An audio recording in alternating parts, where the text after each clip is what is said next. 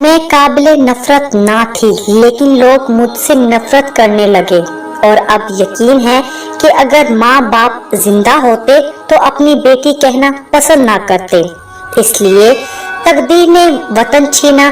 फिर एक गैरतमंद मर्द ने, जिसे उर्फे आम में दलाल कहते हैं, मुझे मासूम लड़की से तवाइफ बनने पर मजबूर कर दिया।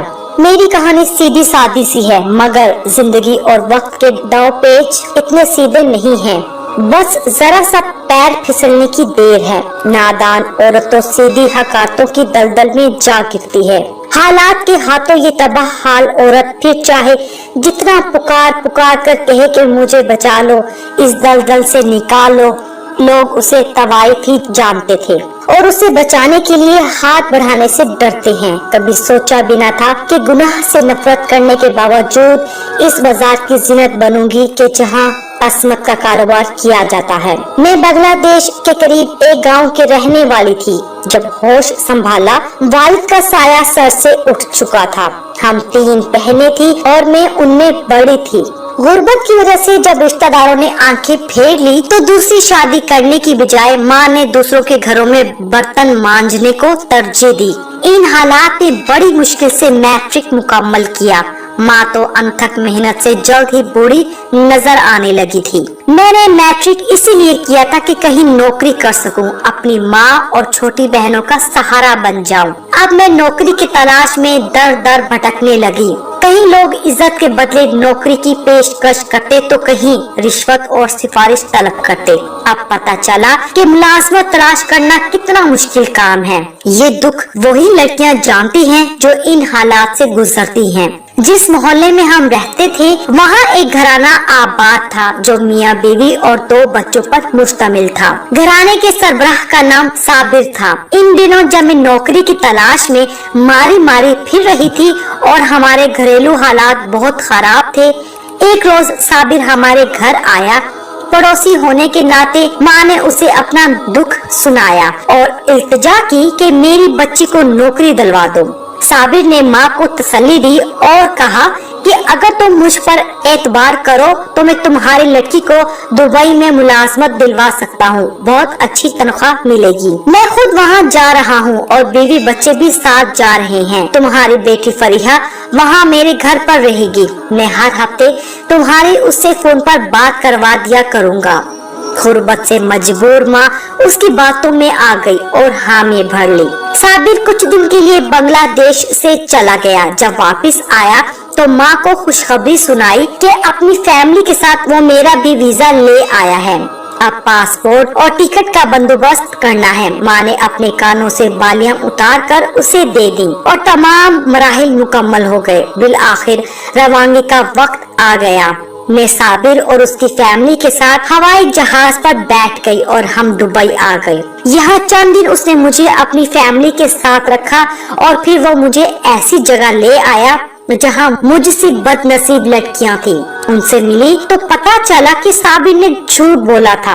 वो हमें लेकर पाकिस्तान आ गया और यहाँ एक शख्स के हाथ फरोख्त कर दिया। ये बाजारे हुस्न का दलाल था जो बज़ाहिर जाली निकाह नामे पर दस्तखत करके मुझे बीवी बनाकर लाया था, लेकिन उसका काम औरतों को खरीद कर बाजारे हुस्न की जीनत बनाना था। मैं जिस इज्जत की हिफाजत में इतनी दूर आई थी, यहाँ उसका नीलाम होने लगा। मेरा कोई परेशानी हाल ना था। मौत की दुआ करती थी लेकिन मौत भी नहीं आती थी। मैं हर रोज जीती, हर रोज मरती थी।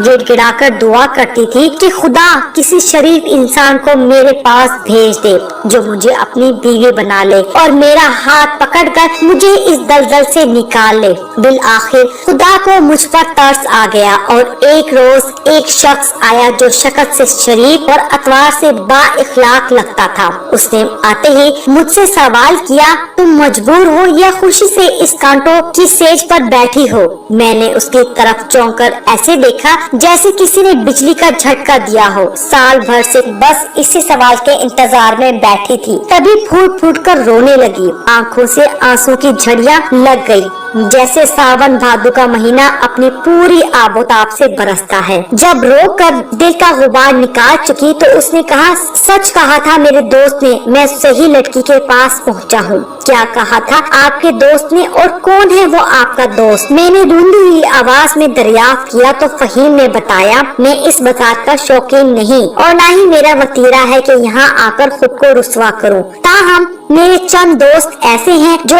इस जगह सुकून तलाश करने आते हैं। एक रोज वो मेरे घर पर बैठे आपस में गुफ्तगू कर रहे थे और मैं हैरत से उनकी बातें सुन रहा था।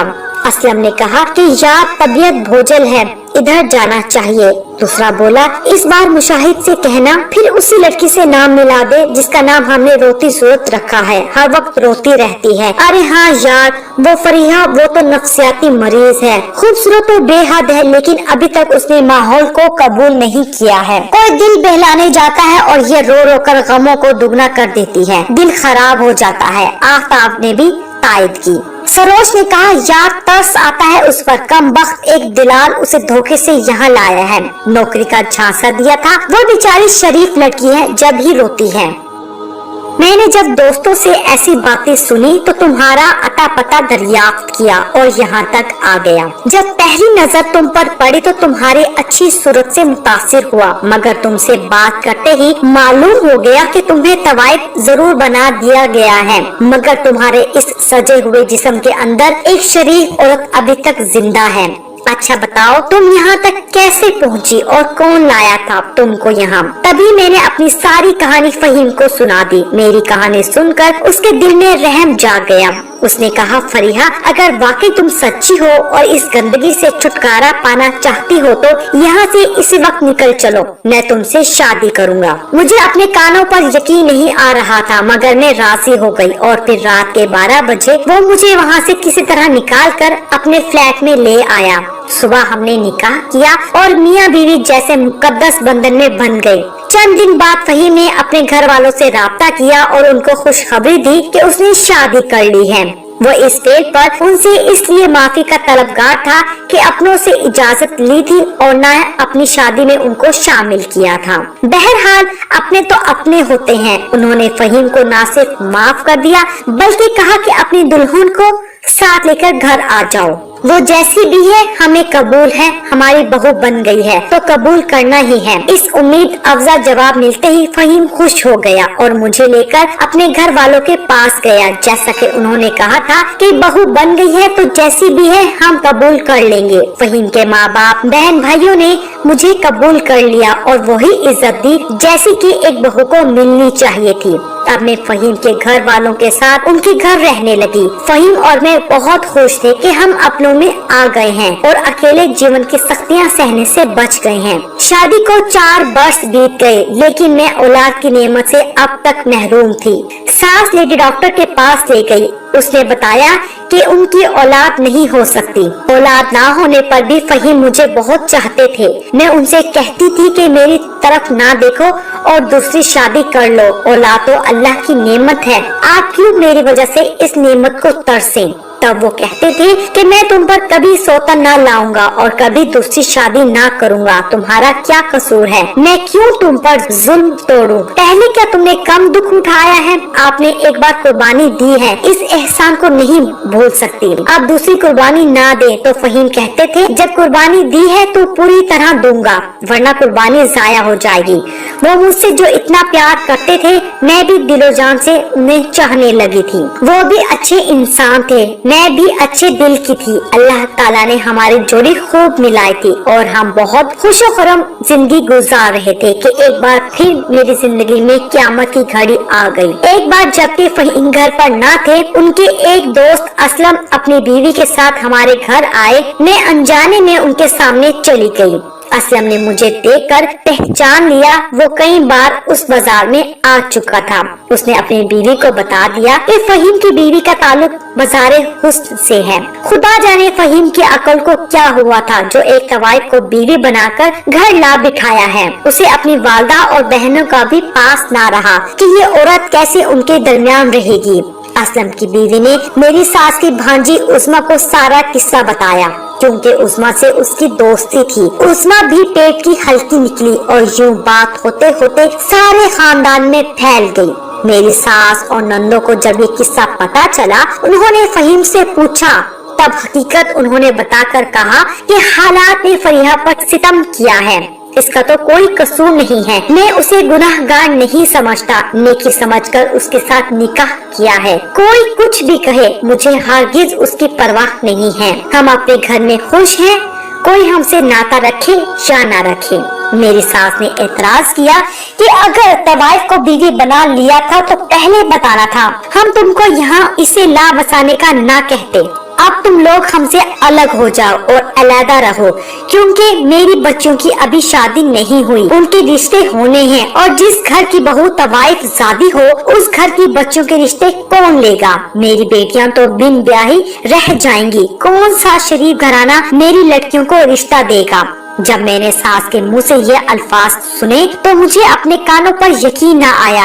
वो कह रही थी, मैं तो सास हूँ, अगर फरीहा के वालिदैन भी इसके हालात जान लें तो उसे बुलाना पसंद न करेंगे। ये और ऐसी बातें मेरे लिए सुहाने रूह हो गई। तभी मजबूर होकर फहीम ने किराए का मकान तलाश किया और हम अलहदा हो गए। मैं अब अपने शोहर के वालिदैन के घर नहीं जाती, उनके बहन भाई और रिश्तेदार भी मुझसे नहीं मिलते, इत्तेफाकन मिल जाएं तो कतरा कर निकल जाते हैं। तब बहुत दुख होता है। मैं सोचती हूँ अगर तवाइफ होना काबिल नफरत है तो फिर इस मुआशरे की कुछ अफराद भी काबिल ताज़ीर है। सिर्फ तवाइफ से ही नफरत क्यों, इन लोगों से भी नफरत की जानी चाहिए जो औरत को तवाइफ बनाते हैं, उसे खरीदते और बेचते हैं। वो लोग तो शरीफ की सोसाइटी में ऐसे घुल मिलकर रहते हैं कि पहचाने नहीं जाते, मगर औरत ही काबिल नफरत ठहरती है, वही गुनाहगार समझी जाती है, वही सजावार होती है। आखिर ये बेइंसाफी क्यों?